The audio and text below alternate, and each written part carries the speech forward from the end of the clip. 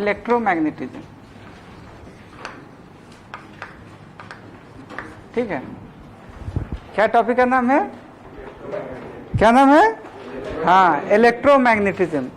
Electromagnetism में basically हम लोग इलेक्ट्रॉन के बारे में पढ़ेंगे। नहीं, किसके बारे में पढ़ेंगे? इलेक्ट्रॉन। ऐसे चीज के बारे में पढ़ेंगे जो अभी तक कोई देखा भी नहीं है। इलेक्ट्रॉन देखा है क्या? इतना छोटा चीज होता है, दिखाई नहीं देता है। ठीक है, मैकेनिक्स अलग चीज था। मैकेनिक्स के बाद मैकेनिक्स में क्या था कि ब्लॉक के बारे में पढ़ते थे, काइनेमेटिक्स के बारे में पढ़ते थे, उसमें बहुत कुछ फीलिंग आता था। ठीक है, ब्लॉक मूव कर रहा तो उसके बारे में स्टडी करते थे। फिर फ्लूइड मैकेनिक्स, जितना भी सारा चीज था उसमें पता चलता था ये चीज हो रहा है, इसमें भी होगा, लेकिन इसमें बहुत छोटा छोटा पार्टिकल्स के बारे में पढ़ना रहता है। Electron, proton, neutron. ठीक है, पूरा अगला 5 महीना यही चलेगा। 12th में मैक्सिमम जो है इलेक्ट्रोमैग्नेटिज्म ही पढ़ना रहता है। ठीक है, क्या पढ़ना है? इलेक्ट्रोमैग्नेटिज्म। इस किसके बारे में पढ़ेंगे? Study of electrons, protons. Electrons लिख लो। ठीक है, देखो इलेक्ट्रोमैग्नेटिज्म में पढ़ना, देखो हम लोग को क्या क्या है। 3 चीज बेसिकली पढ़ना रहता है।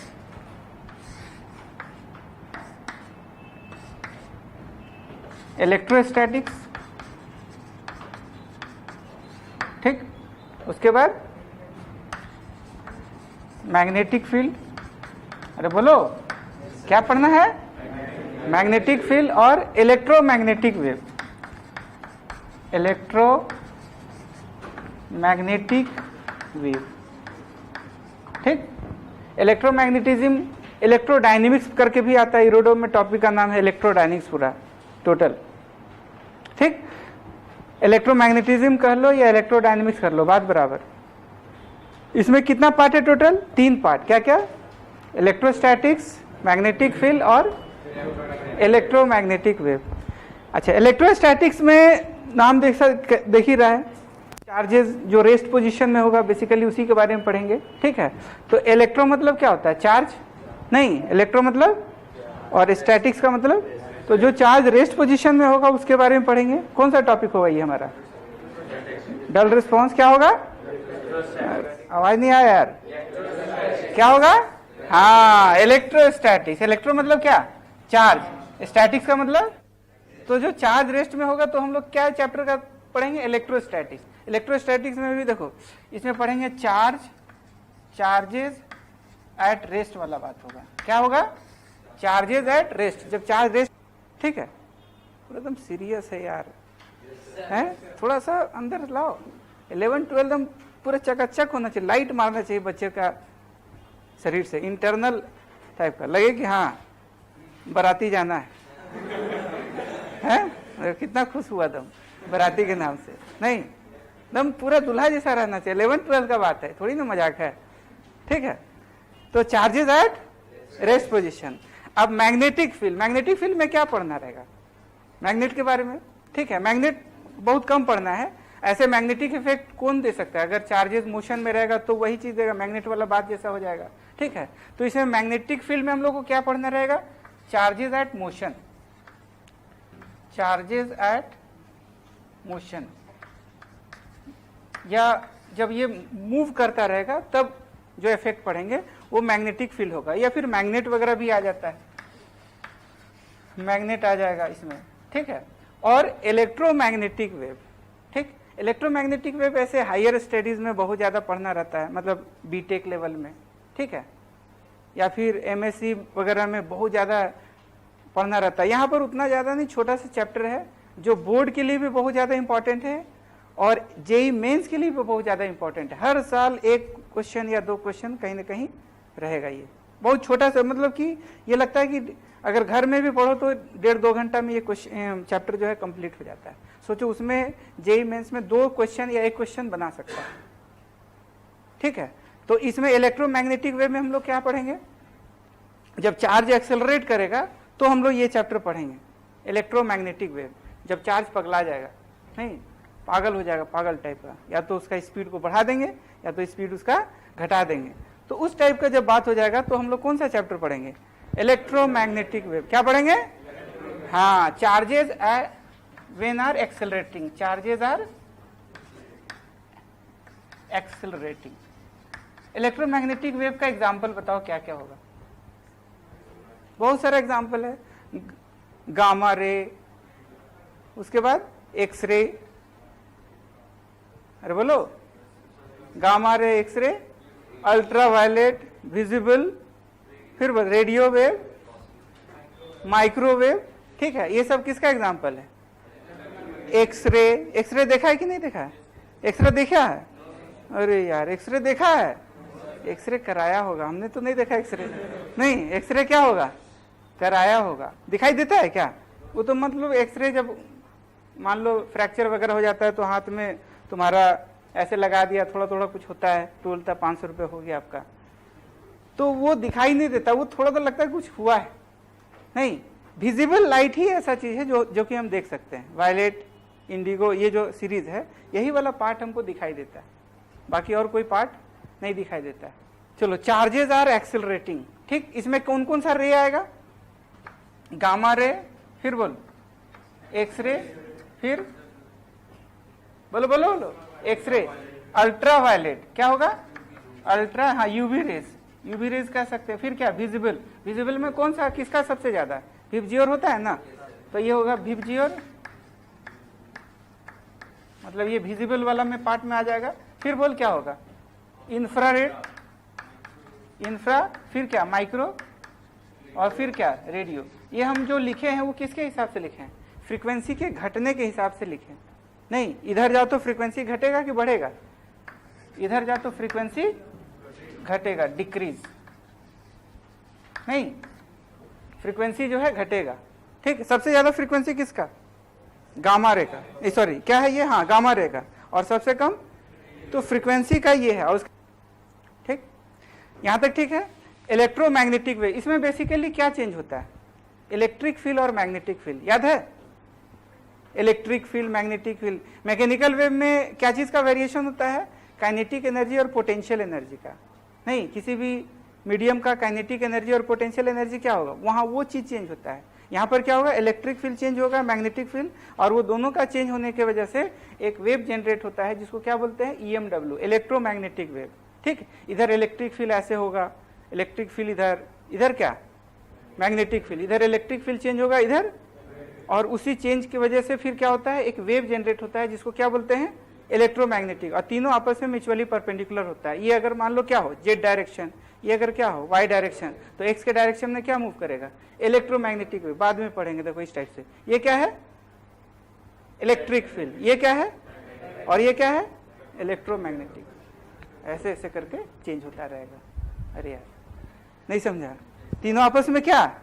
Mutually perpendicular. Electric field, magnetic field, ये तो याद भी रहने का चीज है, ऐसे से एकदम एक्सरसाइज करते चले गए, ठीक है। तीनों आपस में म्यूचुअली परपेंडिकुलर रहता है। तो ये सब सारा किस में पढ़ेंगे?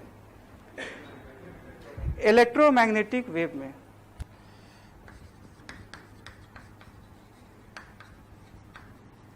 ठीक है।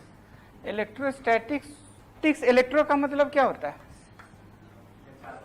बोलो बोलो बोलो, चार्ज। और स्टैटिक्स का मतलब रेस्ट। बढ़िया से रिस्पॉन्स करेगा। जब चार्ज रेस्ट पोजीशन में होगा तो हम लोग क्या पढ़ेंगे? इलेक्ट्रोस्टैटिक्स। चार्ज, चार्ज का ऐसा यूनिट क्या होता है? कूलम, ठीक है। चार्ज का एग्जांपल कौन कौन सा चार्ज होता है? पॉजिटिव चार्ज और नेगेटिव चार्ज। कोई दिक्कत वाली बात? अब चार्ज को सबसे पहले हम लोग डिफाइन करेंगे। चार्जेस होता क्या है? चार्ज क्या है?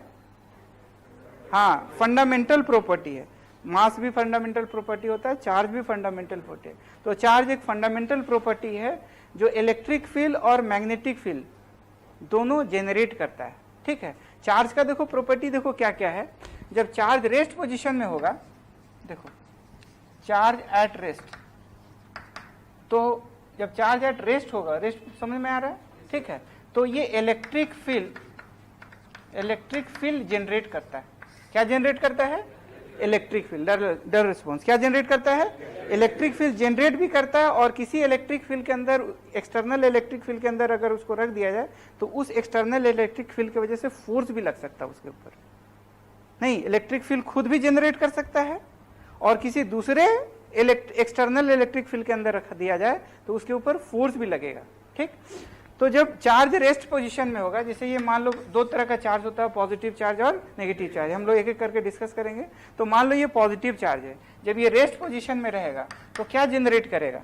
Electric field. जब ये चार्ज कांस्टेंट वेलोसिटी से मूव कर रहा है, कांस्टेंट वेलोसिटी, तब ये हमारा इलेक्ट्रिक फील्ड तो करेगा ही,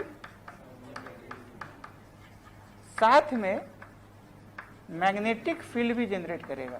क्या जनरेट करेगा? Magnetic field. इलेक्ट्रिक फील्ड भी और साथ साथ मैग्नेटिक फील्ड भी। ठीक, तो ये प्रॉपर्टी इसका है। और जब ये एक्सेलरेट करता हो, मान लो चार्ज पगला जाए साला, एक्सेलरेट, ठीक है, तो क्या होगा? इलेक्ट्रिक फील्ड भी करेगा, मैग्नेटिक फील्ड भी करेगा, और साथ में एक और फील्ड, मतलब एक और वेव जनरेट करता है, जिसको क्या बोलते हैं? Electromagnetic wave. तो EMW इज प्रोड्यूस्ड। ठीक है, CBSE में बोर्ड लेवल में क्वेश्चन भी पूछा हुआ है कि how X rays are produced. Charge को हम लोग डिफाइन कैसे करेंगे? डिफाइन, तो देखो सिंपल सा बात है, charge is a what? Fundamental property. इसमें हम और तुम कुछ नहीं कर सकते, ऐसा नहीं पता नहीं सर क्या है उसका, वो अपना इंटरनल प्रॉपर्टी है। इसको मतलब ये कोई ऐसा किया नहीं है, मतलब ये खुद का अपना प्रॉपर्टी है। तो ये चार्ज एक फंडामेंटल प्रॉपर्टी है जिससे इलेक्ट्रिक फील्ड और मैग्नेटिक फील्ड जनरेट भी करता है, और साथ साथ किसी एक्सटर्नल इलेक्ट्रिक फील्ड और मैग्नेटिक फील्ड के अंदर रख दिया जाए तो उसके ऊपर फोर्स भी लग सकता है।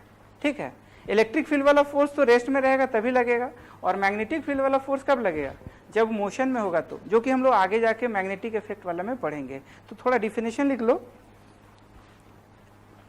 डिफाइन चार्ज लिखो। चार्जेस ऑफ चार्ज, क्या क्या प्रॉपर्टी होता है बताओ? सबसे पहला, दो वैरायटी का चार्ज होता है, क्या क्या? पॉजिटिव चार्ज और कितना वैरायटी का?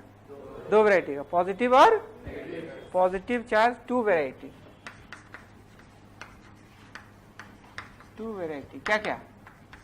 पॉजिटिव चार्ज और दूसरा क्या है? Negative charge. ठीक, प्लस प्लस, अगर प्लस प्लस रिपेल करेगा कि अट्रैक्ट करेगा? दुश्मनी की प्यार? दुश्मनी, वेरी गुड। क्या है? दुश्मनी। माइनस माइनस, अरे यार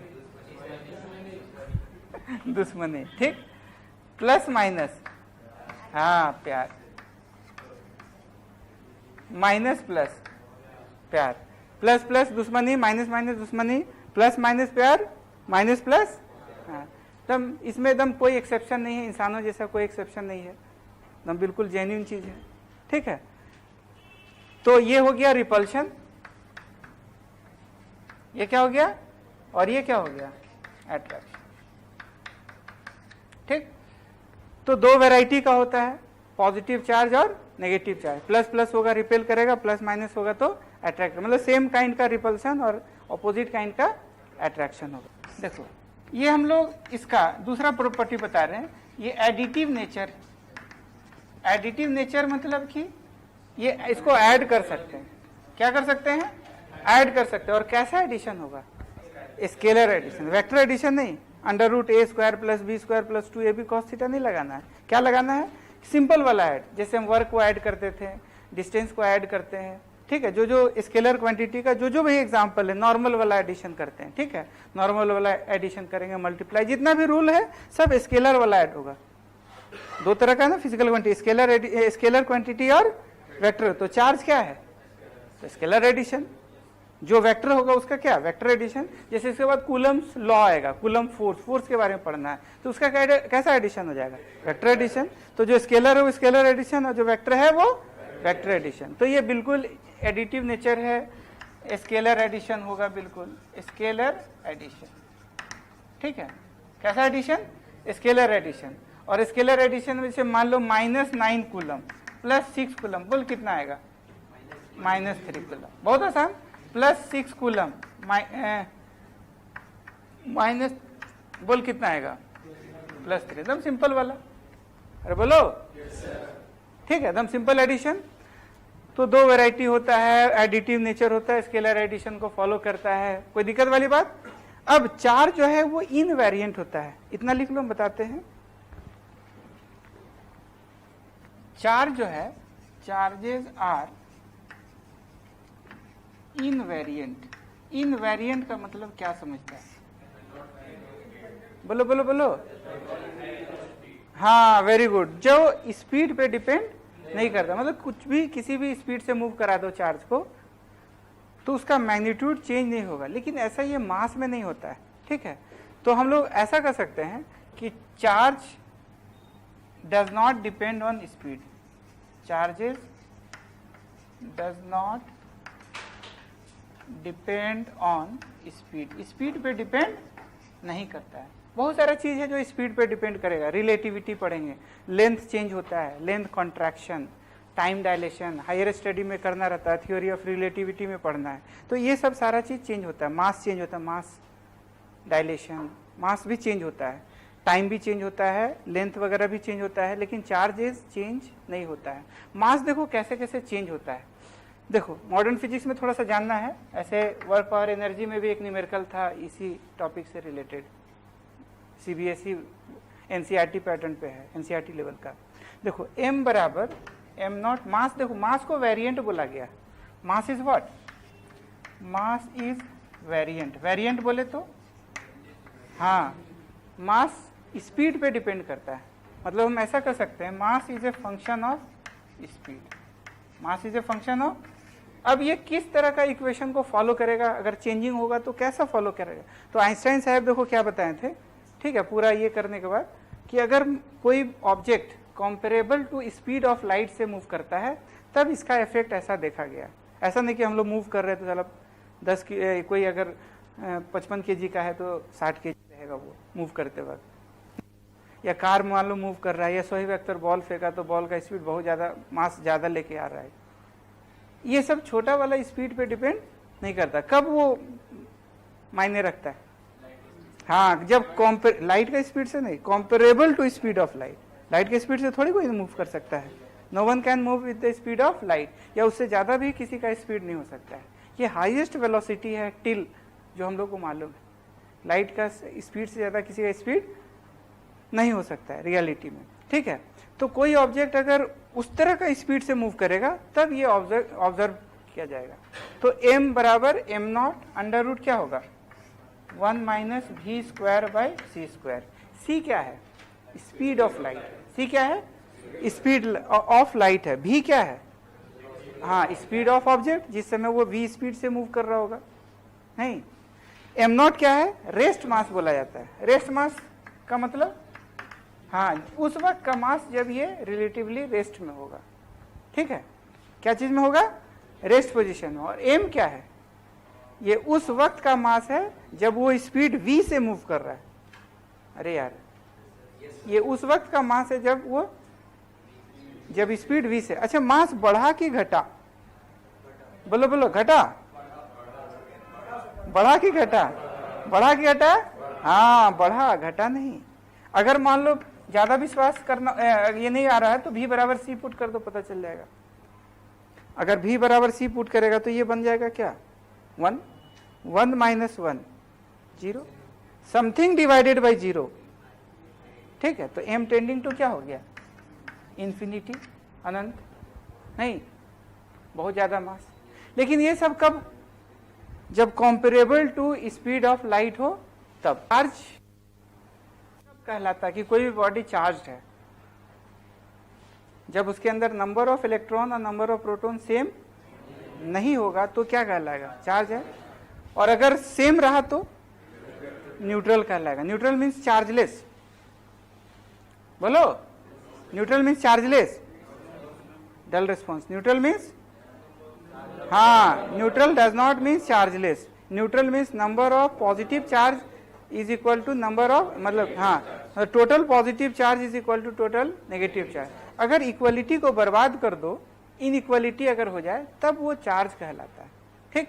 अब देखो, जैसे मान लो कि कोई भी एटम ले लेते हैं, एनी एटम में कुछ भी ले सकता है, नहीं।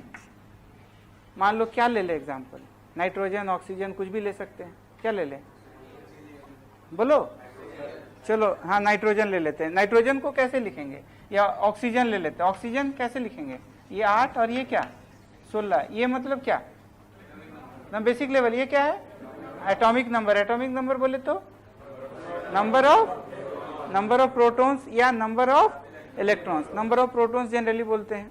ये क्या है मास नंबर बोले तो हाँ number of protons plus number of neutrons, ठीक। अब अगर हम कोई भी एटम लेते हैं तो देखो पहला वाला सबसे इनर मोस्ट जो थोड़ा सा ये होता है, स्मॉलेस्ट रीजन होता है, उसको क्या बोलते हैं न्यूक्लियस, नहीं जो दिखाई दे देता है, जो दिखाई नहीं देता। चलो एटम नहीं दिखाई देगा, न्यूक्लियस कहां से दिखाई देगा। न्यूक्लियस और एटम का साइज का रेशियो क्या होता है, लगभग 1 लाख, ज्यादा बड़ा, ठीक। अब देखो ये न्यूक्लियस हो गया, इसमें इस न्यूक्लियस के अंदर क्या क्या होगा, या छोटा सा रीजन हम बड़ा करके बना देते हैं, ठीक है। ये तुम्हारा क्या हो गया न्यूक्लियस। अब इसके अंदर क्या होगा 8 प्रोटॉन्स, क्या होगा 8 प्रोटॉन्स और कितना न्यूट्रॉन्स 8, बहुत बढ़िया 8 न्यूट्रॉन्स, 8 प्रोटॉन्स और 8 न्यूट्रॉन्स, तो ये कितना हो गया 16। अब पहला वाला ऑर्बिट में कितना इलेक्ट्रॉन रिवॉल्व करेगा, देख 2, वेरी गुड 1 2, ये -e और -e, ठीक। और यहां पर प्रोटॉन बोले तो 8 + 8e और न्यूट्रॉन तो विदाउट चार्ज है। और फिर नेक्स्ट वाला ऑर्बिट में देख कितना 6, तो 1 -e सब सिमेट्रिकली रहेगा ऐसे, -e कितना हो गया 6 हो गया। अब देख 6 और 2 8 इलेक्ट्रॉन, 8 इलेक्ट्रॉन का टोटल चार्ज कितना हो जाएगा, अगर नेगेटिव चार्ज का बात करें तो बोल कितना हो गया, 8 × -1.6 × 10⁻⁻⁻⁹ कूलम, क्लियर। और पॉजिटिव चार्ज कितना, टोटल पॉजिटिव चार्ज देखो 8 × 10⁻, हाँ प्लस 1. हाँ बोलो प्लस 1.6 × 10⁻⁻⁹ कूलम, ठीक। अब टोटल नेट चार्ज देखते हैं, what is net charge. Net charge दोनों का कैसा एडिशन होता है, स्केलर एडिशन की वेक्टर एडिशन, तो जोड़ के देख कितना आएगा 0, तो इसीलिए कहलाता है न्यूट्रल। तो एज ए होल ये वाला क्या है, इसके न्यूट्रल कहलाएगा, क्या कहलाएगा न्यूट्रल। बेसिक बात है, आज का लेक्चर बिल्कुल बेसिक, ये न्यूट्रल कहलाएगा, क्या भाई साहब क्या कहलाएगा न्यूट्रल, ठीक। जितना इसके अंदर पॉजिटिव चार्ज है, ऐसे मान लो कोई ऑब्जेक्ट लेंगे तो इसमें क्या एटम्स हो सकता है, बहुत सारा एटम्स होता है, नहीं कितना एटम्स होता है, बहुत सारा, अरे बोलो कितना एटम्स, बहुत सारा एटम्स होगा। और वो नंबर ऑफ एटम्स हम मोल कॉन्सेप्ट से हम लोग निकाल भी सकते हैं, ठीक। अब मान लो बहुत सारा प्रोसेस है जिससे हम लोग इलेक्ट्रॉन को एटम से स्नैच कर सकते हैं, इलेक्ट्रॉन को हम एक्स्ट्रा डाल भी सकते हैं और इलेक्ट्रॉन को फिर वहां से बाहर भी निकाल सकते हैं। देयर आर वेरी मेनी, बहुत सारा प्रोसेसेस आर देयर जिससे electron can be taken out या इलेक्ट्रॉन कैन बी एडेड। हम लोग इस चीज को डिस्टर्ब, इस एरिया को डिस्टर्ब नहीं कर सकते, न्यूक्लियस को कोई डिस्टर्ब नहीं कर सकता। Very very difficult to break the nucleus, nucleus break नहीं होता है जनरली हम लोग क्या करते हैं, किसी भी एटम से या किसी भी बॉडी से या तो इलेक्ट्रॉन निकालेंगे या उसके अंदर इलेक्ट्रॉन डाल सकते हैं। So many processes are there, friction है, कंडक्शन है, इंडक्शन, बहुत सारा प्रोसेस है, फोटो इलेक्ट्रिक इफेक्ट वगैरह भी है, ठीक है, सेकेंडरी एमिशन, बहुत सारा प्रोसेस है जिससे electron can be taken out या इलेक्ट्रॉन कैन बी एडेड। सोच के देखो कि अगर एक इलेक्ट्रॉन हम मात्र निकाल देते हैं, एक इलेक्ट्रॉन, और ये इलेक्ट्रॉन मान लो हम यहां निकाल दिए, ठीक। अब इसके अंदर देख कितना इलेक्ट्रॉन हो गया, 7 इलेक्ट्रॉन, और प्रोटॉन कितना है 8। 7 इलेक्ट्रॉन 7 प्रोटॉन को क्या करेगा, न्यूट्रलाइज कर देगा, कैंसिल आउट हो गया, बट एक प्रोटॉन तो एक्स्ट्रा बच गया ना, नहीं चमका क्या हुआ, एक इलेक्ट्रॉन तो एक प्रोटॉन तो बच गया। देखो 1 2 3 4 5 6 7 इलेक्ट्रॉन है और इसके अंदर क्या है 8 प्रोटॉन है, क्या है, तो 7 इलेक्ट्रॉन 7 प्रोटॉन को न्यूट्रलाइज कर देगा, तो एक्स्ट्रा एक प्रोटॉन का चार्ज बच गया। तो इसका अब चार्ज क्या कहलाएगा बताओ, what will be charge now? तो बोल क्या लिखेगा, इसका चार्ज Q बराबर प्लस, क्लियर? अगर सोचो 2 इलेक्ट्रॉन हम निकालेंगे तो व्हाट विल हैपन, बोलो बोलो बोलो, हाँ, तो इसका चार्ज हो जाएगा +2e, क्लियर? 3 इलेक्ट्रॉन निकालेंगे तो देख रहा कैसे, इसका मतलब इन जनरल इसका टोटल चार्ज कभी भी लिखेंगे तो Q बराबर क्या लिखना होगा, n into e, where n क्या है 1 2 3 4 एंड सो ऑन, और e क्या है चार्ज ऑफ प्रोटॉन, अरे e यहां पर क्या है चार्ज ऑफ प्रोटॉन, तो 1 2 3 इस तरह से। अच्छा, सबसे स्मॉलेस्ट यूनिट ऑफ चार्ज क्या है, इलेक्ट्रॉन का चार्ज या प्रोटॉन का चार्ज? ये इलेक्ट्रॉन को भाई साहब फ्रैक्शन नहीं कर सकते, this electron can not B divided, ये हमको अभी तक स्मॉलेस्ट जो चार्ज एज्यूम करना है, हालांकि क्वार्क हुआ है बट क्वार्क को नहीं लेना है, क्वार्क का भी बताते हैं, बट ये समझ में आ रहा है कैसे नेगेटिव चार्ज, कैसे पॉजिटिव चार्ज बना, how positive charge will be produced, positive charges will be produced by removing the electron from the atom, नहीं, how positive charges will be by removing the हाँ electron from the atom या from the body, तो it will become what? क्या इसका मास पे कोई फर्क पड़ा स्लाइटली? यस, घटा कि बढ़ा, घटा कि बढ़ा, घटा कि बढ़ा, हाँ घट गया मास, इसका मतलब पॉजिटिव चार्ज का मास स्लाइटली कम होता है विथ रिस्पेक्ट टू न्यूट्रल, नहीं, इसका मतलब charging involves transformation of mass, नहीं, क्या बात आ रहा है खुल करके कि चार्जिंग इन्वॉल्व्स ट्रांसफॉर्मेशन ऑफ मास, लिख लो एक line, charging involves transformation of mass, charging involves transformation of मास,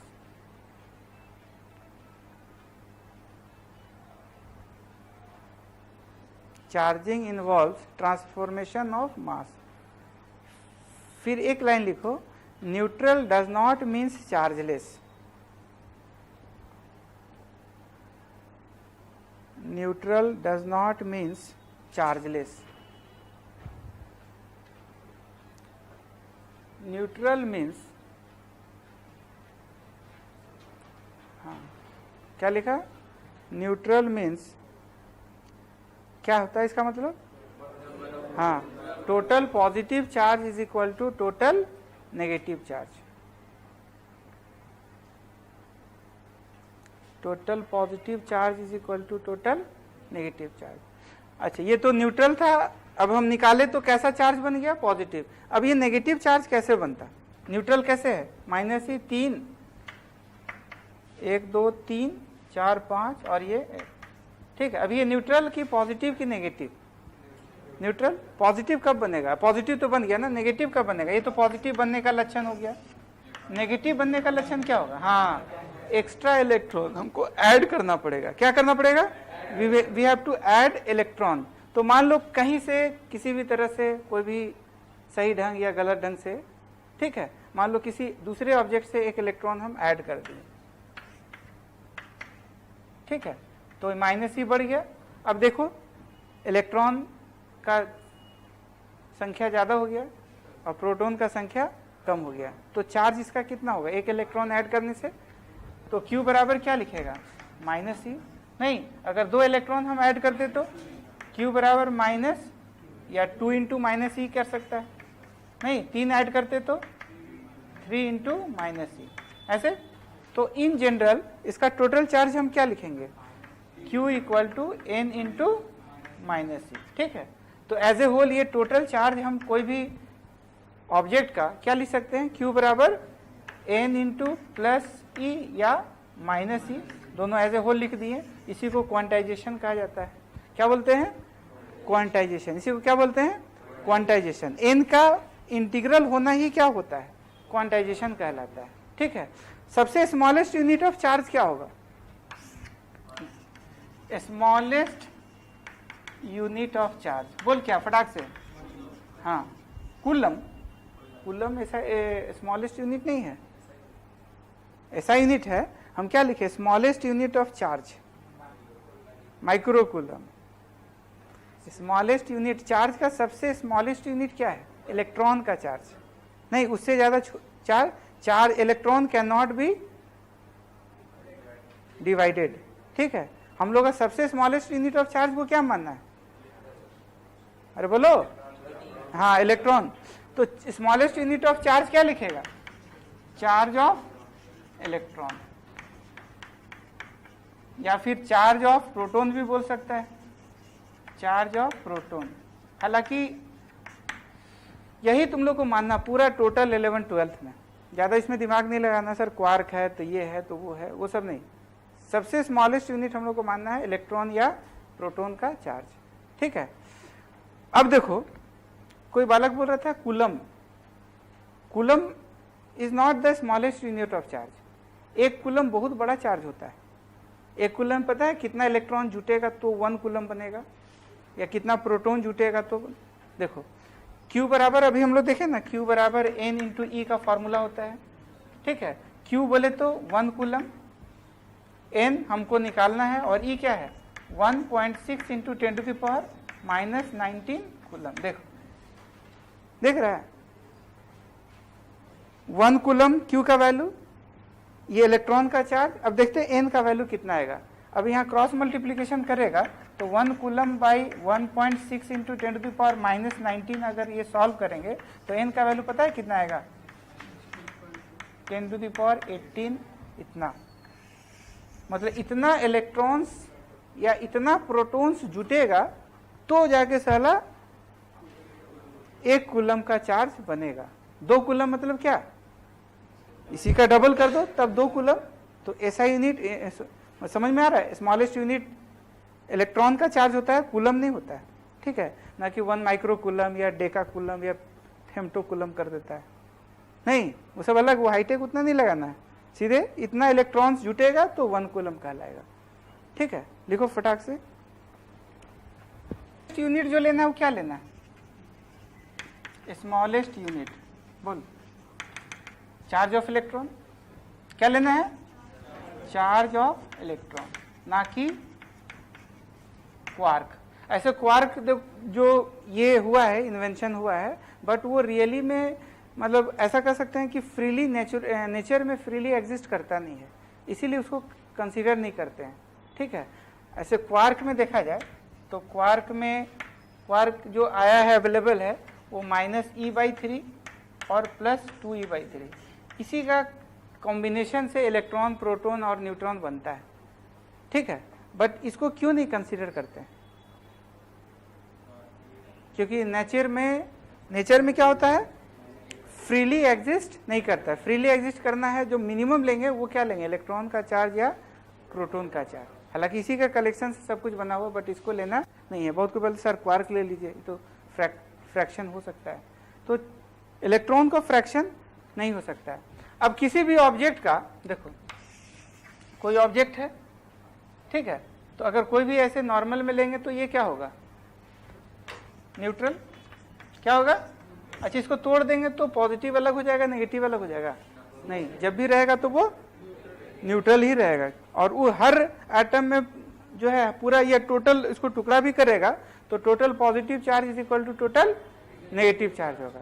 अच्छा ऐसा हो सकता है कि जैसे मान लो कोई 2 ऑब्जेक्ट है, ऑब्जेक्ट नंबर ए और ऑब्जेक्ट नंबर बी, ठीक, कोई भी प्रोसेस है, फ्रिक्शन से, रबिंग से या कोई भी और प्रोसेस है, क्या हम can we remove the electron from one object to other. तो बताओ इसका चार्ज हम ऐसा कर सकते हैं कि हम 10 इलेक्ट्रॉन यहाँ पर यहाँ से यहाँ भेज दें, 10 भेज सकते हैं क्या, क्या 9 इलेक्ट्रॉन भेज सकते हैं, क्या 2.5 इलेक्ट्रॉन भेज सकते हैं, नहीं, वी कैन नॉट रिमूव। देखो ये 0.5 इलेक्ट्रॉन का कोई हिसाब किताब नहीं है। क्या ऐसा हो सकता है 3.1 ऐसे, अरे बोलो, क्या ऐसा हो सकता है 3.1 इंटू 10⁵ हाँ ऐसा हो सकता है, ऐसा हो सकता है। तो देखो ये वाला इंटीजर है भाई साहब, ये क्या है, ये बड़ा इंटीजर है। ऐसे अगर देखा जाए नॉर्मल लाइफ में तो ये वाला इंटीजर बहुत बड़ा इंटीजर होगा, छोटा मोटा नहीं, बहुत बड़ा इंटीजर बनता है। ठीक है, तो ये सब ये लिख सकते हैं, no it can not be written, ये नहीं लिख सकते हैं, ये नहीं लिख सकते हैं, ये चलेगा, यस ये भी चलेगा और ये भी चलेगा। तो क्वांटाइजेशन ऑफ चार्ज में एज ए होल हम क्या लिख सकते हैं, Q बराबर n इंटू प्लस माइनस ई बोलो, ठीक है। तो n का इंटीजर होना ही क्वांटाइजेशन कहलाता है। ये पैकेट में एग्जिस्ट करता है, बहुत सारा चीज है जो क्वांटाइज्ड है। और क्वांटा क्या कहलाता है, क्वांटा का मतलब व्हाट, स्मॉलेस्ट यूनिट, कोई भी चीज का सबसे स्मॉलेस्ट थिंग जो है वही क्वांटा कहलाता है। तो यहाँ क्वांटा क्या कहलाएगा, इलेक्ट्रॉन का चार्ज क्या कहलाएगा। अगर पूछे what is the quanta of charge, मतलब पूछना चाह रहा है कि smallest possible value of charge बताओ, तो इलेक्ट्रॉन का चार्ज या फिर प्रोटॉन का चार्ज। नहीं चमका, क्या हुआ, क्वांटा मतलब व्हाट, बोलो बोलो, स्मॉलेस्ट थिंग, स्मॉलेस्ट उस चीज का ये है। और जब भी होगा तो इसी का कलेक्शन में पूरा एग्जिस्ट करेगा, इसका फ्रैक्शन, इलेक्ट्रॉन का फ्रैक्शन नहीं हो सकता है। तो n क्या है, इंटीजर, अरे बोलो n क्या है, n का इंटीजर होना ही क्वांटाइजेशन कहलाता है। अब मान लो एक नंबर का क्वेश्चन पूछता है बोर्ड में, विच, देखो फिजिक्स में क्या है ना कि एक्सपेरिमेंट करने के बाद बहुत सारा चीज का ये हो, बहुत सारा जस्टिफाई करना रहता है, ऐसे बोलने से वो जस्टिफिकेशन नहीं होता है, उसका एक्सपेरिमेंट करना रहता है। तो पूछ देखिए अगर which experiment shows that quantization of charge, तो क्या होगा आंसर तुम्हारा, हाँ very good, Millikan's oil drop method, बहुत अच्छा वाला। क्या, कौन सा मेथड है, मिलिकन्स ऑयल ड्रॉप, ये पहले क्लास किया है क्या, अच्छा, मिलिकन्स ऑयल ड्रॉप एक्सपेरिमेंट है जो ये जस्टिफाई करता है कि चार्ज जो है वो क्या है, क्वांटाइज्ड है।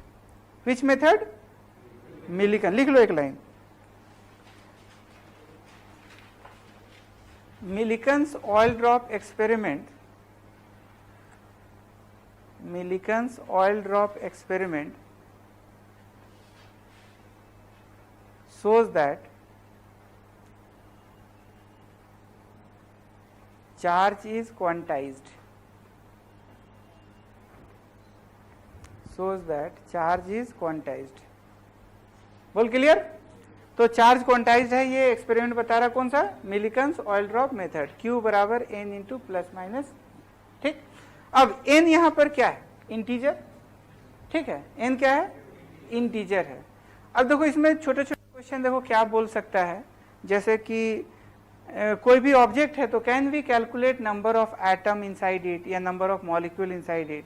इसके लिए तुम लोग केमिस्ट्री में पढ़ा होगा, मोल कॉन्सेप्ट से हम लोग निकाल लेते हैं। जैसे मान लो कोई ऑब्जेक्ट है, सपोज ये ऑब्जेक्ट ले लेते हैं, ऑब्जेक्ट नंबर ए, और इसका मास अगर मान लो m हो और इसका मॉलिक्यूलर वेट या मॉलिक्यूलर m0 हो या एटॉमिक वेट m0 हो। अगर एटॉमिक स्ट्रक्चर में होगा तो m0 एटॉमिक वेट होगा, और मॉलिक्यूलर अगर वाटर वगैरह होगा तो क्या होगा, मॉलिक्यूलर वेट, और कॉपर एल्युमिनियम इस टाइप का होगा तो क्या होगा, एटॉमिक वेट होगा।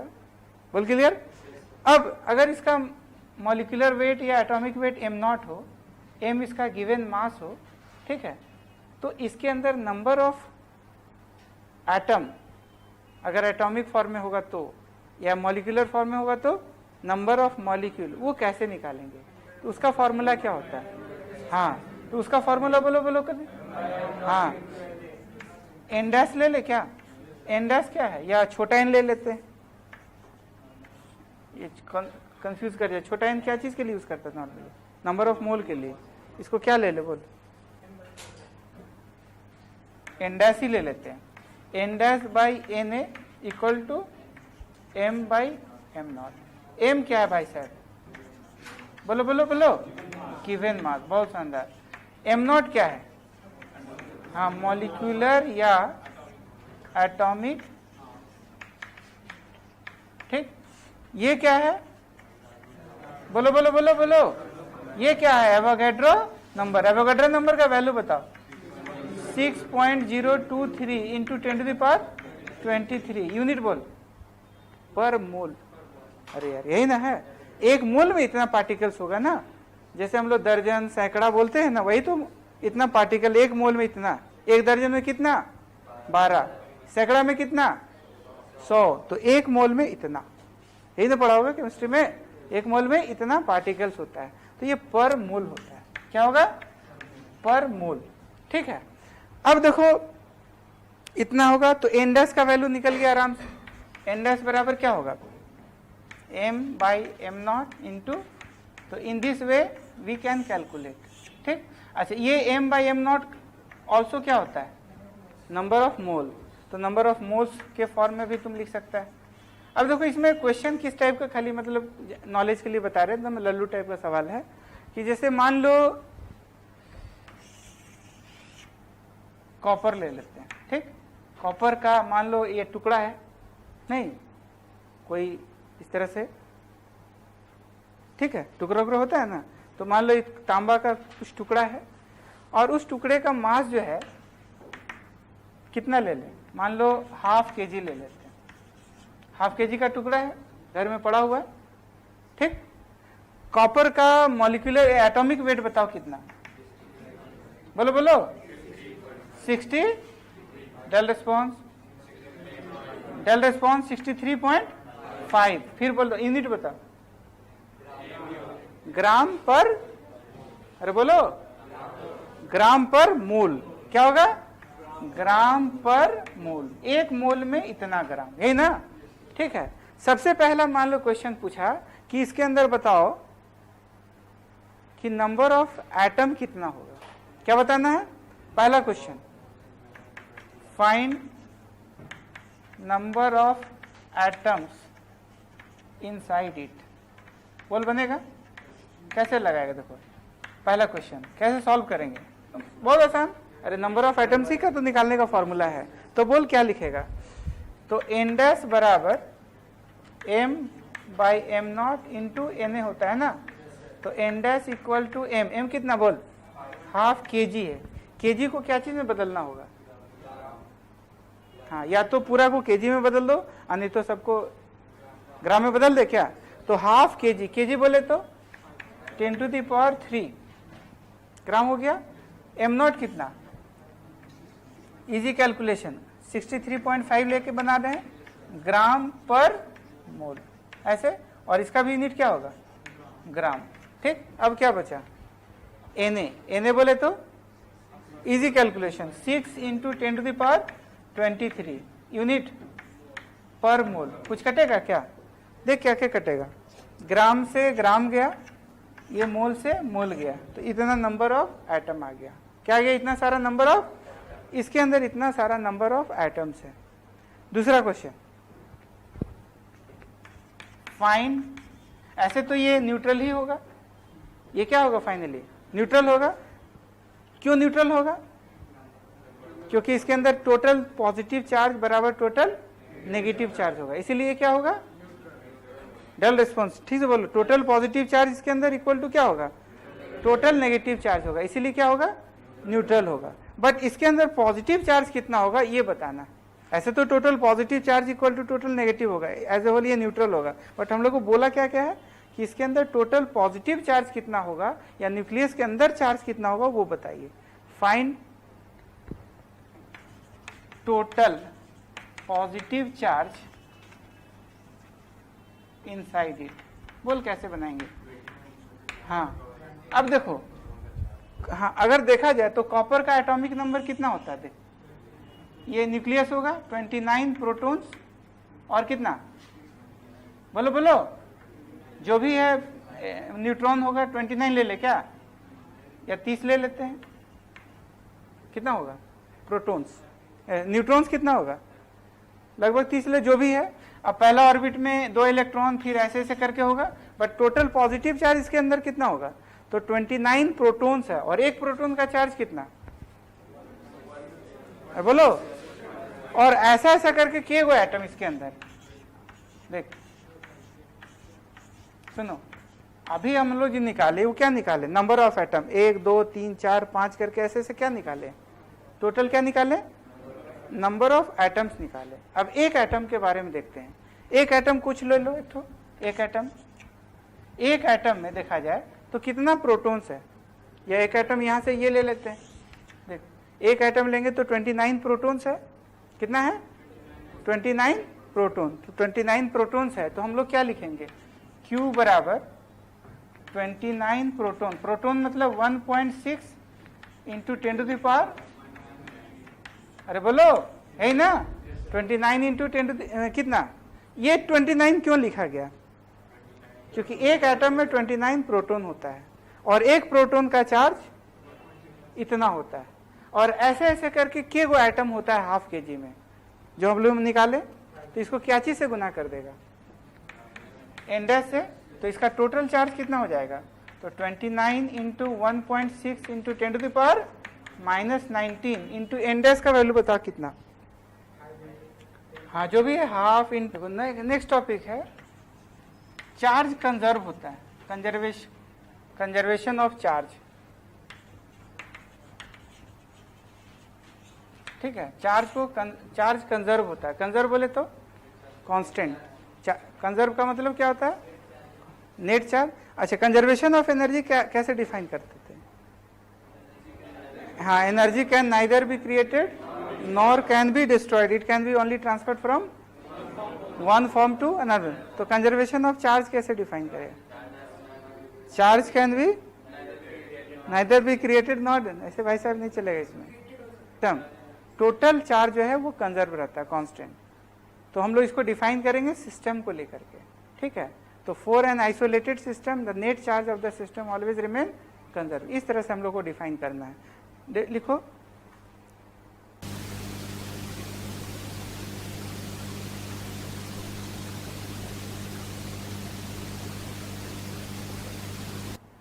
जनरेट मतलब प्रोड्यूस करा सकते हैं। अब इसमें भी एक क्वेश्चन पूछता है कि which experiment shows that charge is conserved, नहीं, कंजर्वेशन ऑफ चार्ज तो पढ़ा ही होगा, बट इसमें ये पूछेगा अगर बोर्ड में, कंजर्वेशन ऑफ चार्ज थोड़ी पूछेगा, ऐसा पूछ सकता है कि कौन सा एक्सपेरिमेंट है, जैसे हम लोग क्वांटाइजेशन ऑफ चार्ज पढ़े तो कौन सा एक्सपेरिमेंट हुआ था, मिलिकन ऑयल ड्रॉप, उसी तरह इसका भी होता है, एक्सपेरिमेंटली देखा गया है। बोलो बोलो, हाँ, पेयर प्रोडक्शन और पेयर एनिहिलेशन, बता तू फाइनली, सबसे पहले बताओ क्या पढ़े, बोलो बोलो, हाँ, टाइप्स ऑफ चार्ज, कौन टाइप्स ऑफ, तो टाइप्स ऑफ चार्ज कितना वैरायटी का, दो वैरायटी, पॉजिटिव चार्ज और, तो टाइप्स ऑफ चार्ज पॉजिटिव और नेगेटिव, ठीक, like charge repel, unlike attract. उसके बाद क्या पढ़े, एडिटिव नेचर, क्या पढ़ा, एडिटिव नेचर, कैसा एडिशन, स्केलर की वेक्टर, स्केलर वेक्टर, और क्या पढ़ा बता, इनवेरिएंट, क्या पढ़ा, इनवेरिएंट, और बोलो बोलो बोलो, हाँ, क्वांटाइजेशन ऑफ चार्ज, क्या पढ़ा, क्वांटाइजेशन ऑफ चार्ज, कौन सा formula, quantization of charge, Q equal to what, N into E। Next, और बोलो क्या पढ़ा, हाँ, conservation, charge is conserve, conservation of charge, और बोल फटाफट फटाफट, बोलो बोलो बोलो, हाँ, charge can be transferred from one object to, charge can be, तो charge can be transferred, charge can be transferred, ठीक है, एक ऑब्जेक्ट से दूसरे object by friction, by rubbing, इस तरह से हो सकता है, अभी हम लोग उसके बारे में पढ़ेंगे। तो ट्रांसफर्ड, और बोलो फटाफट, charging involves transformation of mass, नहीं, charging involves always, charging always involves transformation of mass, और बताओ, कैन वी इंक्रीज, हाँ, number of charge particle can be increase और डिक्रीज, क्या बोलेगा, number of charge particles can be increase और decrease, can be increase और decrease, कौन सा प्रोसेस से, इंक्रीज और डिक्रीज, हाँ बोलो फटाक से, कौन सा प्रोसेस, पेयर प्रोडक्शन और पेयर एनर्जी, ठीक है, और बोलो, और कुछ डिस्कस किए, और एक्स्ट्रा कुछ किसी को इंफॉर्मेशन, हाँ बोलो बोलो बोलो, हाँ भाई साहब क्या है, हाँ बोलो बोलो, अच्छा बोल रहा है, क्या बोल रहा था, मास इज वेरिएंट, तो मास है ना, चार्ज के बारे में पढ़ रहे हैं, ठीक है। अच्छा अगर हाँ ठीक बोलो, चलो डिफरेंस क्या क्या हो जाएगा, डिफरेंस में देखो मास एक ही तरह का होता है, चार्ज दो तरह का। उसके बाद एडिटिव नेचर, दोनों में यस एडिटिव, ये भी वो भी 10 किलो प्लस 4 किलो 14 किलो वो भी हो जाएगा। इनवेरिएंट है नहीं, वो वेरिएंट है, this is the also difference.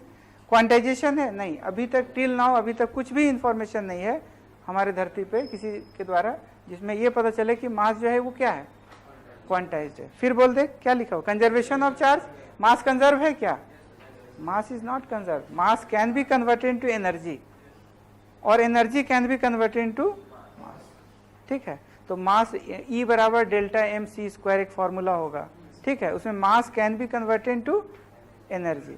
और अगर देखा जाए तो एनर्जी जो है वो मतलब वो अलग प्रोसेस है, न्यूक्लियर रिएक्शन में रिएक्टेंट है, प्रोडक्ट है, रिएक्टेंट माइनस प्रोडक्ट का जो डिफरेंस होता है उसको मास डिफेक्ट वगैरह कहते हैं।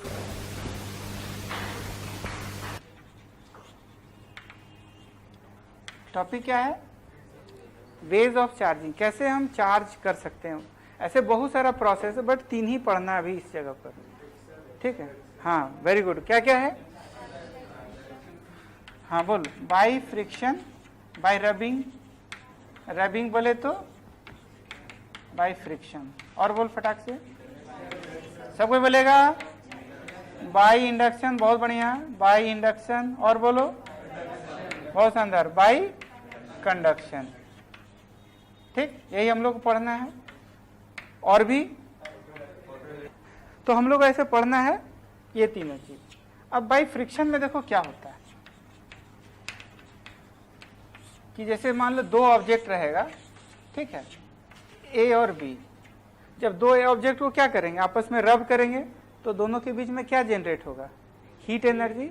उस हीट एनर्जी से क्या होगा, इलेक्ट्रॉन का ट्रांसफर एक ऑब्जेक्ट से दूसरे ऑब्जेक्ट हो सकता है। अब चूंकि दोनों अलग अलग नेचर का है तो एक बॉडी का इलेक्ट्रॉन काफी स्ट्रांगली अटैच रहेगा और दूसरा बॉडी, क्योंकि दोनों अलग अलग नेचर का है ना। जैसे मान लो इसको हम लोग कुछ ले लेते हैं, क्या ले ले, क्या ले ले, ग्लास ले लो, ये क्या ले लो, सिल्क ले लो, ठीक है। तो जब ग्लास को सिल्क से रगड़ेंगे तो इलेक्ट्रॉन का ट्रांसफर होगा। अब दोनों में डिपेंड करता है किसका इलेक्ट्रॉन ज्यादा ये है, कौन पॉजिटिव कौन नेगेटिव बनता है। ग्लास क्या बनता है, क्या बनता है, पॉजिटिव, और ये क्या बनेगा, नेगेटिव, ठीक है।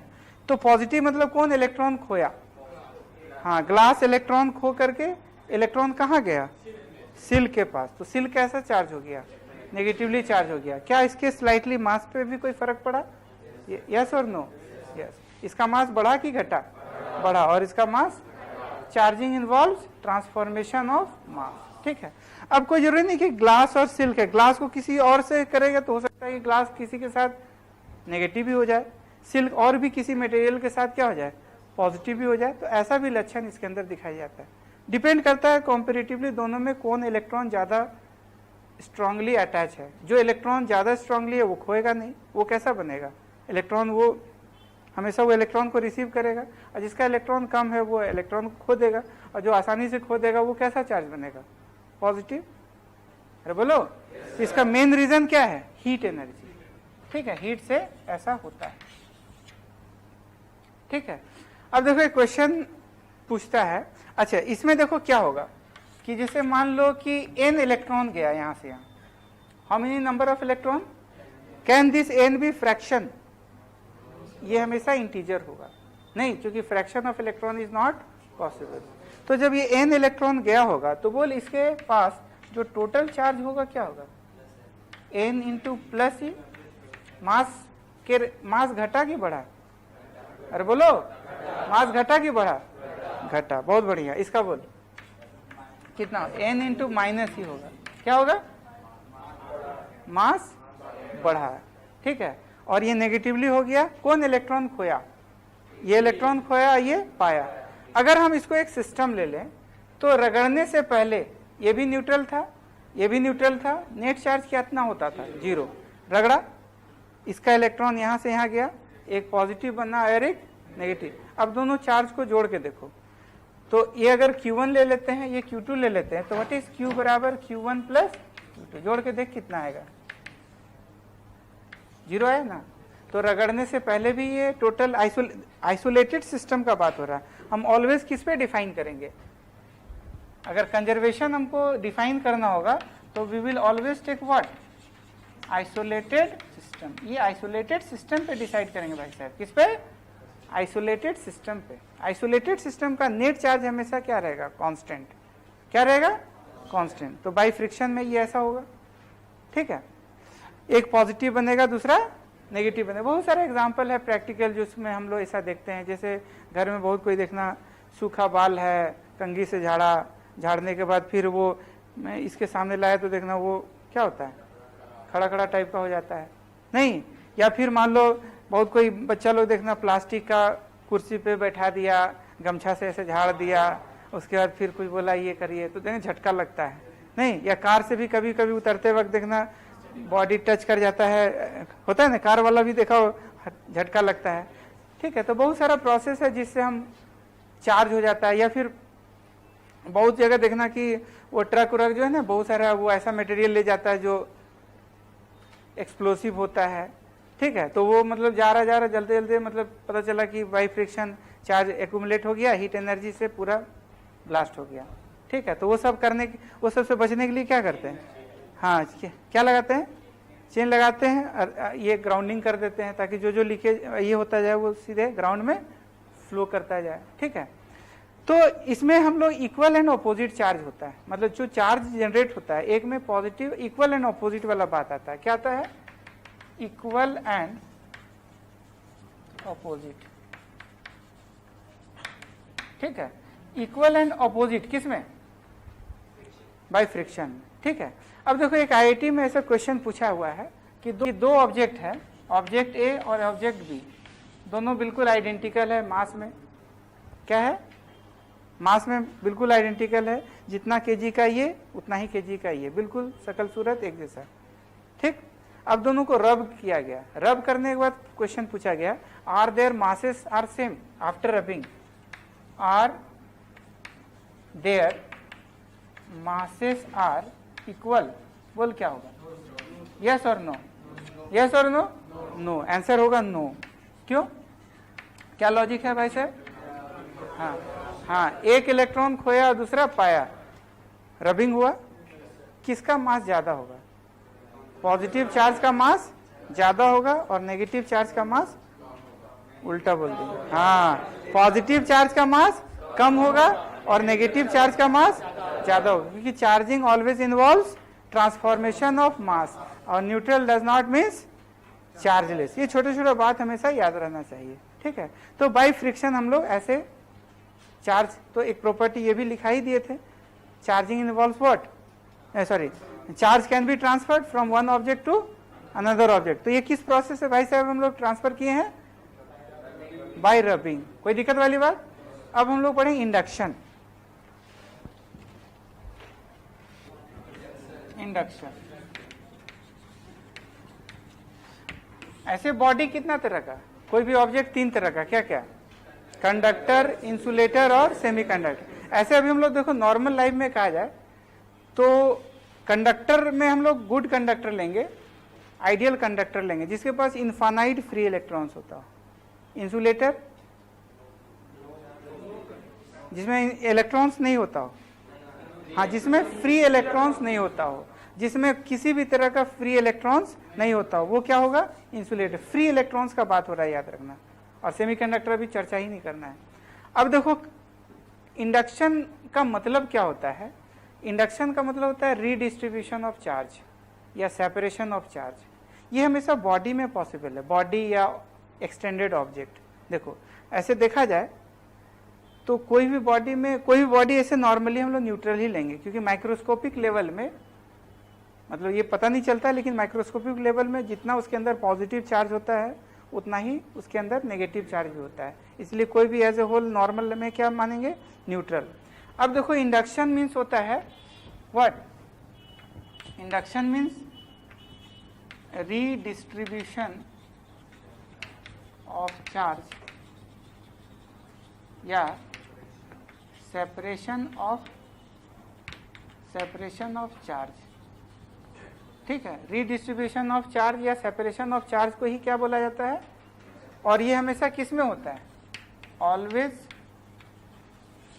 पॉसिबल इन व्हाट, इन, हाँ बॉडी बोलो, नहीं बॉडी मतलब डेड बॉडी, ऐसे कोई भी ऑब्जेक्ट को हम लोग बॉडी बोलेंगे, बॉडी या व्हाट, बोलो बोलो, हाँ बॉडी मतलब एक्सटेंडेड ऑब्जेक्ट, ठीक है।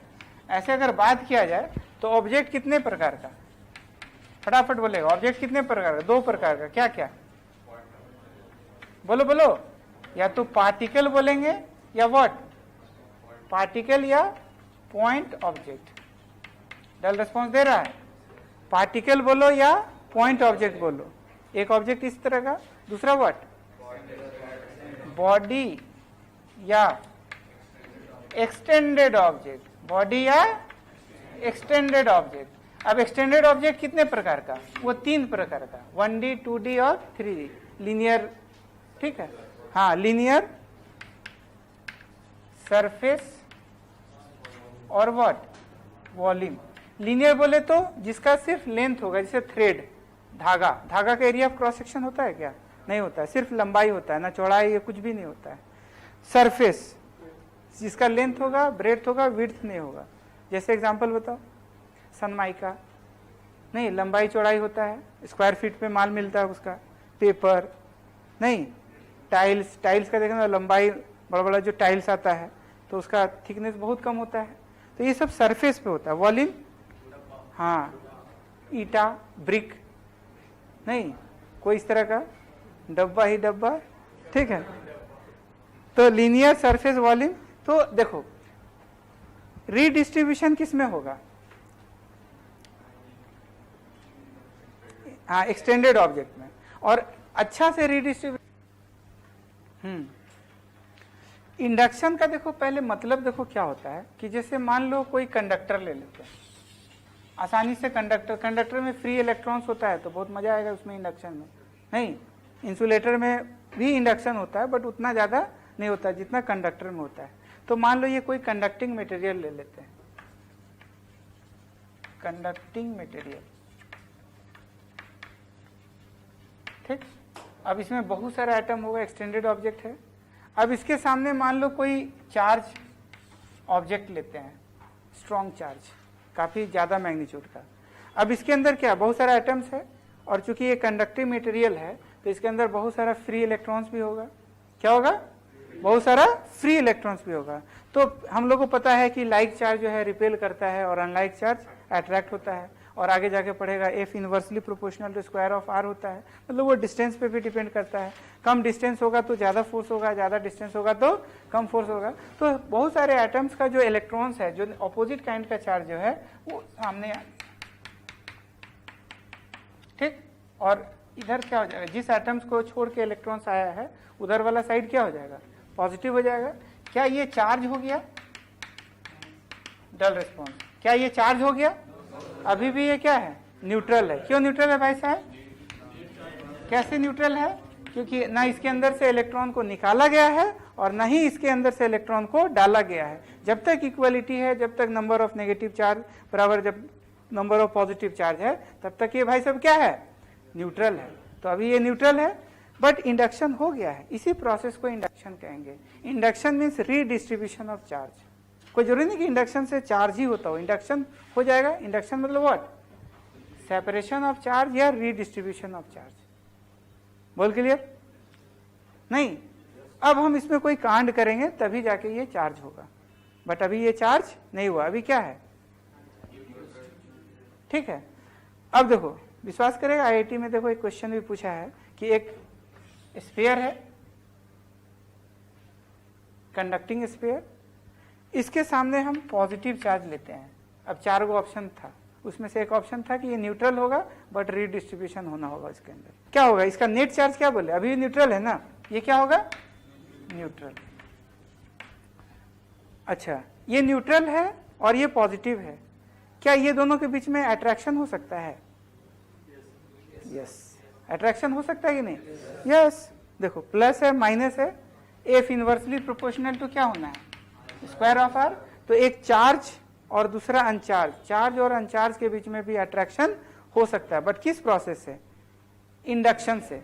लेकिन अगर यही पार्टिकल्स होता, क्या होता है ये? तो पार्टिकल होता है, तो पार्टिकल बोले तो पॉइंट ऑब्जेक्ट, क्या बोले? अब ये पॉइंट ऑब्जेक्ट है तो इसमें जगह होगा ही नहीं, और जगह जब तक नहीं होगा तब तक रीडिस्ट्रीब्यूशन होगा क्या?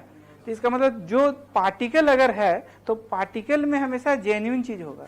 अगर पॉइंट जैसा साइज है, पॉइंट साइज है, तो लाइक होगा तो रिपेल करेगा और अनलाइक होगा तो अट्रैक्ट करेगा उसमें, क्योंकि रीडिस्ट्रीब्यूशन उसमें होना नहीं है।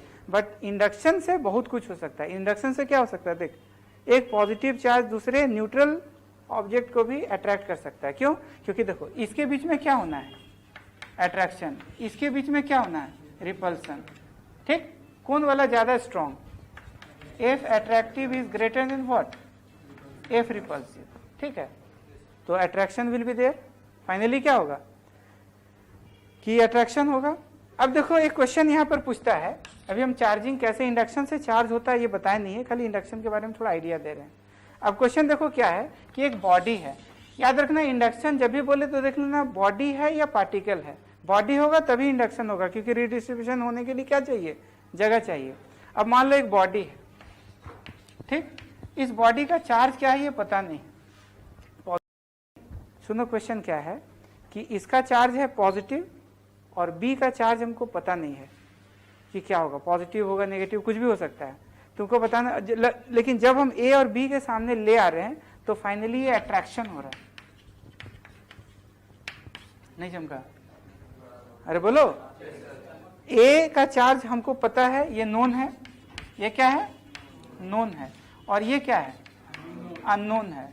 इसका चार्ज तुमको बताना है। लेकिन जब ए और ए को बी के सामने जब ला रहे हैं, टच नहीं कर रहा है, तो क्या हो रहा है? अट्रैक्शन हो रहा है। तो बताना है कि बी का चार्ज कैसा होगा, क्या होगा? बोलो बोलो बोलो। कितना स्टूडेंट कहता है पॉजिटिव होगा? पॉजिटिव हो सकता है क्या? पॉजिटिव भी हो सकता है, नेगेटिव भी हो सकता है, न्यूट्रल भी हो सकता है, सब चीज हो सकता है, नन नहीं हो सकता है। नहीं चमका? क्या हुआ? अब सुनो पॉजिटिव क्यों होगा। देखो मान लो कि सपोज न्यूट्रल पे तो अभी समझा ना, मान लो यहां से एक इलेक्ट्रॉन निकल ही गया, तो एक इलेक्ट्रॉन निकलने से ये कैसा कहलाएगा? फाइनली चार्ज पॉजिटिव ही नहीं कहलाएगा, क्योंकि एक इलेक्ट्रॉन निकल गया तो उसके अंदर पॉजिटिव ज्यादा हो गया, नेगेटिव कम हो गया। तो ये इंडक्शन के वजह से तो ऐसा होगा ही। अच्छा, नेगेटिव भी हो सकता है, नेगेटिव तो और बढ़िया से होगा, क्योंकि पॉजिटिव और नेगेटिव अट्रैक्शन होता ही है। न्यूट्रल हो सकता है कि नहीं हो सकता? यस, न्यूट्रल भी हो सकता है। अभी न्यूट्रल पे ही तो समझे। और ये क्या होगा? नन। तो नन तो होगा नहीं, इसका मतलब हाँ ऑल द एबव होगा। तो इसका मतलब लिखो, attraction is not the proof, attraction is not the proof to have the nature of the charge on the body. Attraction is not the proof to have the nature of charge on the body.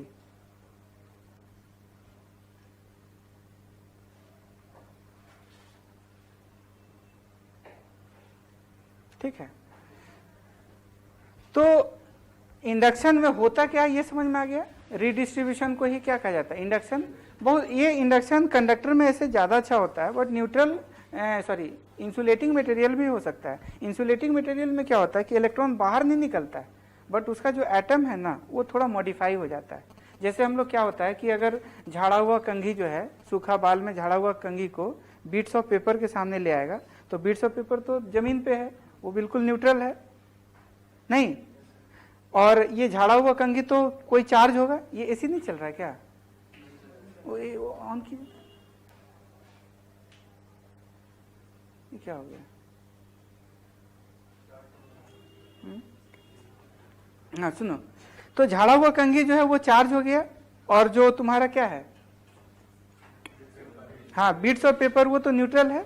लेकिन जैसे ही हम उसके सामने लाएंगे ना, तो जो beats of paper है वो तो न्यूट्रल है इसके अंदर। तो हर एटम का पॉजिटिव और नेगेटिव, तो हर एटम का जो नेगेटिव वाला पार्ट है वो पूरा एटम को छोड़ के बाहर नहीं आएगा जैसे कंडक्टर में होता है, ठीक है। लेकिन उस एटम का जो नेगेटिव वाला जो पार्ट है वो थोड़ा ज्यादा, या एक पॉजिटिव वाला जो पार्ट है, मतलब अपोजिट काइंड का जो पार्ट है, वो झाड़ा हुआ कंघी के सामने ज्यादा क्लोज में आ जाता है, समझा? तो ज्यादा क्लोज में आने से F inversely proportional to square of R.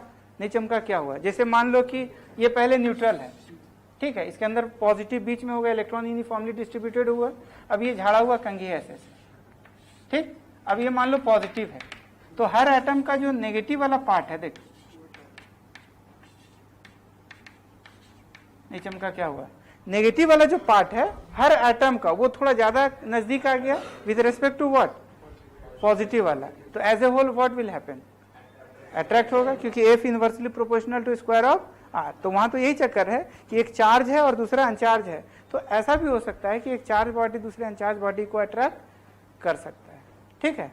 तो अगर क्वेश्चन पूछा जाए कि can two similar charge body attract with each other, क्या होगा question, can two similar charge body attract with each other, किस प्रोसेस से, हाँ by induction, two similar charge body can attract by induction process. अगर question पूछे can two similar charge particle attract with each other, no, क्योंकि particle है तो induction होना नहीं है, ठीक है। कोई भी बॉडी को चार्ज कर सकते हैं। तो इसमें देखो क्या है कि जैसे मान लो कि एक बॉडी है ए, ठीक, इस बॉडी ए को मान लो कैसा बनाना है, पॉजिटिवली चार्ज करना है, ठीक है, कैसा करना है, पॉजिटिवली चार्ज करना है इस बॉडी ए को। अब देखो पॉजिटिव चार्ज करने के लिए देखो हम क्या किए, एक और बॉडी का सहारा ले रहे हैं बी, ये भी कंडक्टर है और ये भी कंडक्टर, दोनों कंडक्टर है, ए भी कंडक्टर और बी भी कंडक्टर। अब देखो ए को कैसा बनाना है, टारगेट हमारा क्या है कि इसको हम पॉजिटिव कर दें, क्या कर दें, इसको पॉजिटिव कर दें, और इसको नहीं, हमारा टारगेट इसको पॉजिटिव करना, और बी का हेल्प ले रहे हैं, ठीक। अब देखो कैसे कैसे करते हैं, मान लो एक पॉजिटिव चार्ज पार्टिकल लाएंगे, काफी हैवी। इंडक्शन होने के लिए दो चीज होना चाहिए, बॉडी होना चाहिए और डिस्टेंस भी मैटर करता है। ऐसा नहीं कि एक तो ए जो है यहाँ रखा और बी बाबा धाम रखा, ए बोकारो में और बी बाबा धाम में, तो फिर इंडक्शन और इंडक्शन सब फेल हो जाएगा। इंडक्शन होने के लिए दो चीज चाहिए, क्या क्या, पहला तो बॉडी और दूसरा डिस्टेंस स्मॉल, काफी स्मॉल होना चाहिए, डिस्टेंस स्मॉल होगा तभी ये सब सारा टोटल चीज होगा, ठीक। देखो हम क्या बोले, ए को क्या करना पॉजिटिव और बी का हेल्प ले रहे हैं, ठीक है। अब देखो ये हम देखो ये प्रोसेस देखो क्या, इंडक्शन से कैसे इजीली हम लोग चार्ज कर सकते हैं। ये पॉजिटिव चार्ज है, क्लियर। पहले हम इसको बी को सामने लाएं, ये मेटल है, तो भाई साहब क्या होगा, इंडक्शन होगा। इंडक्शन से what will happen, opposite kind का चार्ज, और ए को भी इसके साथ जोड़ दिए, ठीक है। ए को कैसा करना था, पॉजिटिव, और बी को, तो मान लो ए को सामने लेते हैं, ए ये है और बी है, बी का हेल्प लिए, ठीक। और ये सब जो काम कर रहे हैं वो इंसुलेटिंग ग्लव्स पहन करके कर रहे हैं, समझा। वो डॉक्टर लोग जो नहीं पहनता ऑपरेशन करने से पहले किडनी निकाल देता है, ठीक है। तो वैसा ही चीज जो है पहन करके, ताकि वो क्यों कर रहे हैं, ताकि ताकि वो ट्रांसफर ऑफ चार्ज बॉडी में नहीं होना चाहिए। अब देखो क्या किए, ये प्लस को ए के सामने लाए, ना ये दोनों कंडक्टर है, इंडक्शन होगा, इंडक्शन के चलते ये क्या है, प्लस है, तो ये यहाँ से भी कुछ इलेक्ट्रॉन और यहाँ से भी इलेक्ट्रॉन क्या हो जाएगा, सामने आ जाएगा। जैसे सामने आ जाएगा तो ये क्या हो जाएगा, नेगेटिव। अब चूंकि बी का भी इलेक्ट्रॉन ए के माध्यम से सामने आ गया है, तो बी के पास क्या होगा, इलेक्ट्रॉन यहाँ से यहाँ गया कि नहीं गया, गया। अब इसमें क्या हो जाएगा, पॉजिटिव। अब ये चार्ज हो गया कि नहीं हो गया, हो गया। अब धीरे से धोखा दे देना है, ग्लव्स पहन के। धोखा कैसे देना है, धोखा, ठीक है, धोखा कैसे देना है, तो ये हाँ ग्लव्स पहने हुए थे ही, इसको हम अलग कर देंगे, अलग कर देंगे तो क्या हो गया, हाँ अलग कर देंगे तो ए हो गया, और ये क्या हो गया, बी हो गया। अब चूंकि इलेक्ट्रॉन निकल चुका था तो ये क्या बन गया, पॉजिटिव, और ये क्या बन गया, नेगेटिव, ठीक है। देख, ठीक, तो ए नेगेटिव बन गया, बी पॉजिटिव बन गया। तो हमको टारगेट क्या था, अच्छा ए को पॉजिटिव बनाना, खैर बी को पॉजिटिव कर दी, ये समझ में आ गया। बी को पॉजिटिव कर दिए और ए को नेगेटिव। तो जैसा जो टारगेट होगा वो कर सकते हैं, ठीक है, धोखा देके नहीं, क्या करना, बस धोखा दे देना है, ठीक है। तो ये अच्छा, जिसमें इंडक्शन होना है वो हमेशा बॉडी होना चाहिए, जिसमें इंडक्शन होना है वो क्या होना चाहिए, बॉडी। और जिसके हेल्प से इंडक्शन होना है वो जरूरी है कि बॉडी होना चाहिए, वो पार्टिकल भी होगा तो चलेगा नहीं, वो पार्टिकल। देखो क्या होता है कि कांटेक्ट कराना ही, दो बॉडी को कांटेक्ट कराना ही कंडक्शन कहलाता है, ठीक है। तो कंडक्शन में चार्ज बाय कांटेक्ट, मतलब हम कांटेक्ट करा के दो बॉडी को, हम एक बॉडी को दूसरे बॉडी के हेल्प से चार्ज कर सकते हैं। तो देखो यहाँ पर हम लोग क्या किए हैं कि एक मेटल का स्फीयर लिए हैं जिसके पास नो नेट चार्ज है। इसका मतलब कि टोटल इसके अंदर क्या है, total negative charge is equal to क्या, टोटल पॉजिटिव चार्ज। जितना इसके अंदर टोटल नेगेटिव चार्ज होगा उतना ही इसके अंदर टोटल पॉजिटिव चार्ज है, इसीलिए ये कहला रहा है न्यूट्रल या नो चार्ज। अब एक इबोनाइट रॉड को, जो पहले से कैसे है, नेगेटिवली चार्ज है, अब ये इबोनाइट रॉड को हम इससे चार्ज, मतलब इसको टच करेंगे, तो टच करेंगे तो क्या होगा कि इसके पास एक्सेस इलेक्ट्रॉन है, ये एक्सेस इलेक्ट्रॉन ये ट्रांसफर हो जाएगा इस स्फीयर में, ठीक है। जब ट्रांसफर हो गया तो यहाँ का इलेक्ट्रॉन यहाँ चला गया, अब इसको हटा देंगे, तो हटा देने के बाद जब हम इसको काफी दूर ले जाएंगे तो व्हाट विल हैपन कि आफ्टर सम टाइम, या आफ्टर सम टाइम क्या, ये इमीडिएट तुरंत हो ही जाता है, ठीक है, ये पूरा यूनिफॉर्मली डिस्ट्रीब्यूट हो जाएगा। तो इसका चार्ज नेगेटिव था, इलेक्ट्रॉन था, तो एक्सेस इलेक्ट्रॉन इसमें चला गया, तो इसका टोटल चार्ज क्या हो गया, नेगेटिव हो गया। तो कंडक्शन में हम लोग सिमिलर टाइप का चार्ज ये कराते हैं, क्या कराते हैं कंडक्शन में, हाँ, सिमिलर टाइप का चार्ज हम लोग, सिमिलर टाइप का चार्ज जो है ट्रांसफर करा सकते हैं। मतलब नेगेटिव का नेगेटिव से ही चार्ज होगा, पॉजिटिव का पॉजिटिव से ही होगा, ठीक है। जैसा टाइप का पहला बॉडी का चार्ज होगा वैसा ही टाइप का दूसरा बॉडी का भी चार्ज हो जाएगा, ठीक। अब इसमें एक इम्पॉर्टेंट पॉइंट क्या है कि एक बॉडी, अगर दो मान लो मेटल स्फीयर है, ठीक, मान लो एक मेटल स्फीयर जिसके पास चार्ज Q1 है और दूसरा मेटल स्फीयर है जिसका चार्ज है प्लस Q2, बोल क्लियर है। तो अगर इस मेटल को इस मेटल से हम टच करवाएंगे तो फाइनली जो है, चूंकि अच्छा अभी हम लोग को जो सिलेबस में पढ़ना है, बाद में हम लोग को पोटेंशियल जब पढ़ेंगे तो अलग अलग साइज का स्फीयर के बारे में पढ़ेंगे, बट अभी जो पढ़ना है, तो अभी जो पढ़ना है वो आइडेंटिकल शेप के लिए पढ़ना है, मतलब शेप और साइज बिल्कुल आइडेंटिकल होना चाहिए। कहने के मतलब दोनों का रेडियस सेम होना चाहिए, रेडियस सेम होना चाहिए, ठीक है। तो अगर दोनों का रेडियस एग्जैक्ट सेम होगा तो व्हाट विल हैपन, अगर एक का चार्ज प्लस Q1 है और दूसरे का प्लस Q2 है, जब इसको टच में कराएंगे और टच करा के जब फाइनली सेपरेट करेंगे तो दोनों के पास बिल्कुल बराबर बराबर चार्ज हो जाएगा, ठीक है। एक्चुअली चार्ज का जो डिस्ट्रीब्यूशन होता है वो पोटेंशियल के हिसाब से होता है, तो फाइनली जो चार्ज दोनों बॉडी को रहे मिलेगा वो कितना कितना मिलेगा। तो देखो बिफोर ऐसा है, आफ्टर में क्या होगा, ठीक है। ये वाला क्या है, ये इंसुलेटिंग स्टैंड दी, इंसुलेटिंग स्टैंड का क्या है कि इसका जो चार्ज जो भी आया वो ग्राउंड में ट्रांसफर ना हो, इसीलिए इसको हम लोग इंसुलेटिंग रखते हैं। तो इसमें देखना मोस्ट ऑफ द केसेस में हम लोग स्फीयर को इंसुलेटिंग स्टैंड में रखते हैं ताकि किसी का भी चार्ज जो है, क्योंकि ग्राउंडिंग बहुत जल्दी हो जाता है ना, तो ग्राउंडिंग ना हो इसीलिए इसको इंसुलेटिंग स्टैंड से कनेक्ट करते हैं। अब देखो क्या है कि ये जो बिफोर है, आफ्टर टचिंग, ठीक है, इसको चाहो तो एक वायर से भी कनेक्ट कर सकता है या इसको चाहो तो सिंपली टच भी कर सकता है। तो दोनों मेटल स्फीयर है, तो ईच बॉडी का जो चार्ज होगा वो Q1 plus Q2 divided by 2 होगा और इसके पास भी Q1 plus Q2 divided by 2 होगा।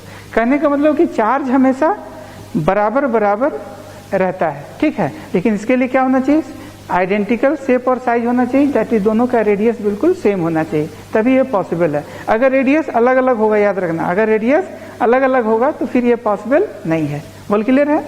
अच्छा, तो पहला वाला पॉइंट यही है। दूसरा वाला क्या है कि अगर एक न्यूट्रल है और दूसरे के पास चार्ज Q है, तो बोलो कैसे टच करने से क्या होगा, बराबर होगा। तो 0 प्लस Q डिवाइडेड बाई 2 कितना कितना आएगा, तो Q/2 इसके पास भी और Q/2 उसके पास भी।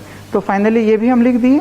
अब कि 3 स्फीयर है, ठीक है, मेटल A, मेटल B और मेटल C। मेटल C एक आदमी के पास है और इसके पास पहले से 8 कूलम का चार्ज है, ठीक, कितना चार्ज है, 8 कूलम का चार्ज। अब देखो ये आदमी, और जबकि ये दोनों पहले से क्या है, न्यूट्रल है।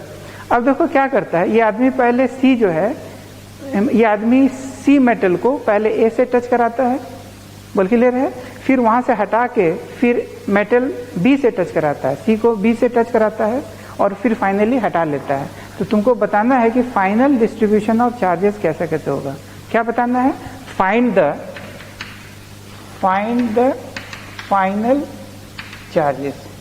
क्वेश्चन समझ में आ गया कि C जो है इसके पास पहले से कितना है 8 कूलम। पहले C A से टच करवाया, सेपरेट किया, फिर C B से टच करवाया, फिर सेपरेट किया और फाइनली ये इसके हाथ में C आ गया। बोल क्लियर है?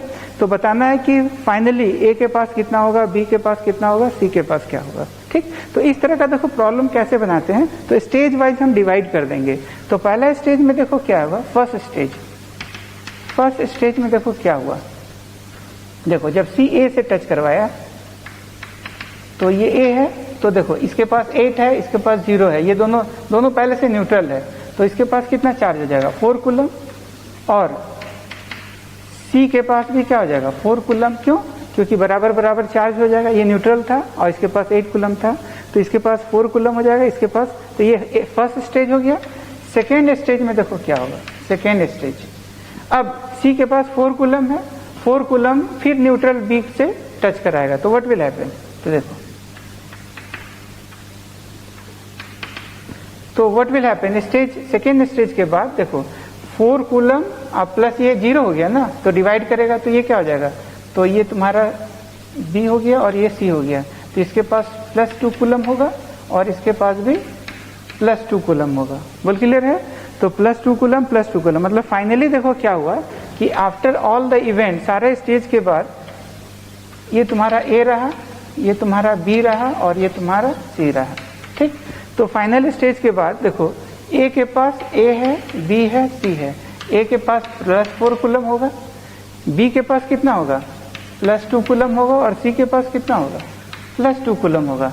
ठीक है, तो इस तरह से फाइनली चार्ज जो है डिस्ट्रीब्यूट होगा। बहुत आसान, क्लियर? ठीक है, अब अगर देखा जाए तो क्या ये कंजर्वेशन ऑफ चार्ज को फॉलो कर रहा है? Yes, definitely.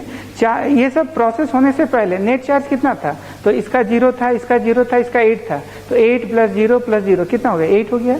आफ्टर सारे इवेंट्स के बाद व्हाट विल हैपन, इसके पास 4, इसके पास 2, इसके पास 2, 2 4 और 4 4 8 हो गया। बोल क्लियर है? एक क्वेश्चन दिए हैं बनाने के लिए,